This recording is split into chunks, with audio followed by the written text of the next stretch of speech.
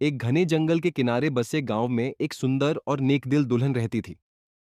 उसकी शादी एक अमीर व्यापारी से हुई थी। लेकिन उसी घर में एक ईर्ष्यालु नौकरानी भी रहती थी, जो हमेशा दुल्हन की खूबसूरती और सुख शांति से जलती रहती थी। एक रात नौकरानी एक रहस्यमयी साधु से मिली, जिसने उसे एक शापित अंगूठी दी। साधु ने कहा, जिसके हाथ में यह अंगूठी पहनाओगी, वह अपना असली रूप खो देगा और तुम उसकी शक्ल ले लोगी। नौकरानी ने मौका देखकर सोती हुई दुल्हन की उंगली में अंगूठी पहना दी। तुरंत तेज रोशनी चमकी और दुल्हन एक छोटी चिड़िया में बदल गई। नौकरानी खुद दुल्हन जैसी खूबसूरत बन गई।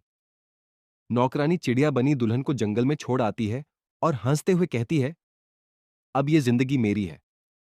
सुबह दुल्हन का पति आता है, नौकरानी को दुल्हन समझकर गले लगा लेता है, फिर खुश होकर ढेर सारा सोना चांदी उस पर लुटा देता है। लेकिन जंगल में चिड़िया बनी दुल्हन एक शिकारी के जाल में फंस जाती है।